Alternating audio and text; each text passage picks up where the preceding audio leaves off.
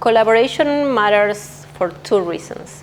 One, you can de-risk projects, so you bring a different perspective and somebody that complements your skill. And the second one, especially for female leadership, is to have more women at the table. The more we are, the more open doors we have, the more our voices are heard.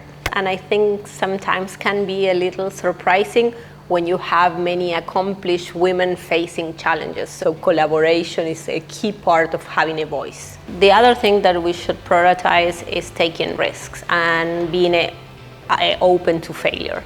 You don't always need to be perfect and have the perfect solution or the answer, but be willing to experiment and learn.